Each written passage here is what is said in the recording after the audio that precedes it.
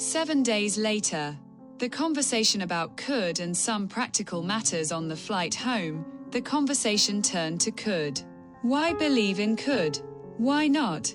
What's the deal, really? Joran took the lead. He was always the one pondering these kinds of things. Walter quickly chimed in with a dry but precise comment. It's all about belief. We can believe in anything, whether there's evidence or not. But if someone makes an extraordinary claim, then extraordinary evidence is required. He was right, of course.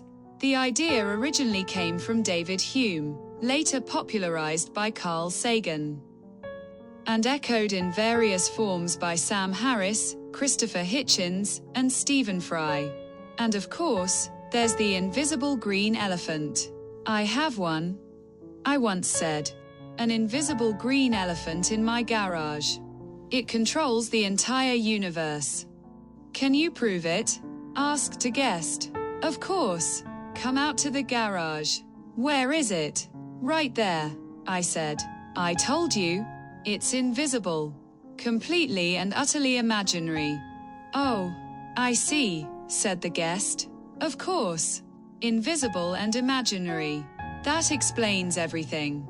Exactly, I replied. The special invisibility is the proof. Apparently, the matter was settled. The conversation gradually took a more serious turn.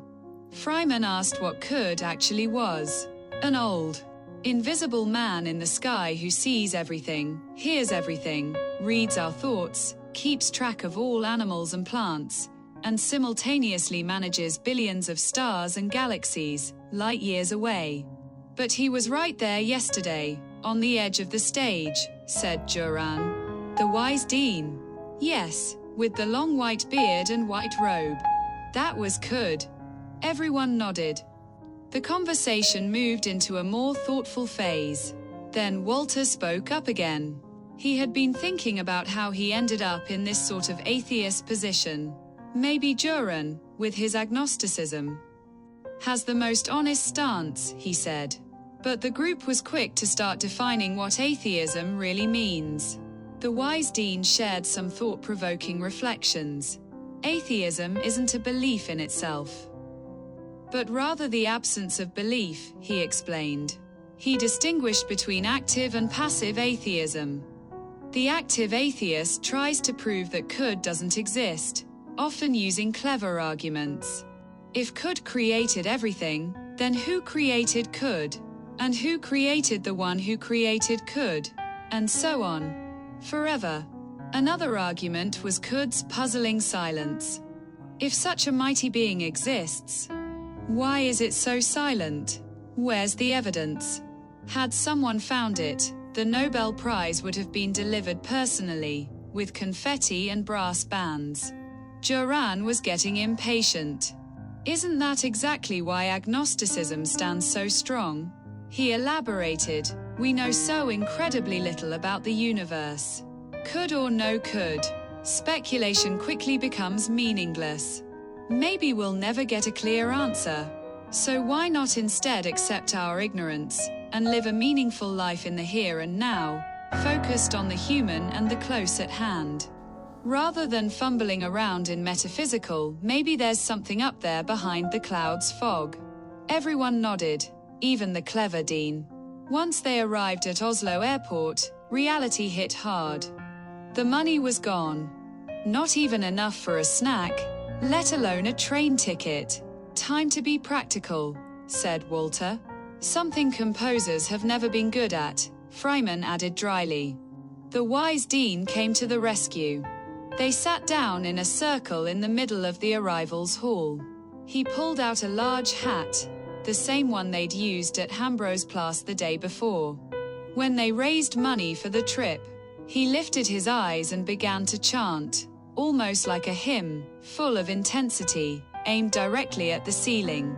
Dear could, you who are, you who were, you who come in cloud and fire, hear our cries from the bustling floor of the arrivals hall. People gathered around. Before the airport security could intervene, the banknotes began to flutter. 1,000 krona bills dancing through the air between counters and duty-free bags. Walter reacted instantly. With his bare hands, he scooped up the bills and stuffed his pockets full. Mission accomplished. Dinner and the train home were no longer a problem. Inside the airport restaurant area, the wise Dean took a seat on a bar stool just to the right of the entrance. He ordered 4 shots of vodka and gestured for the others to come over.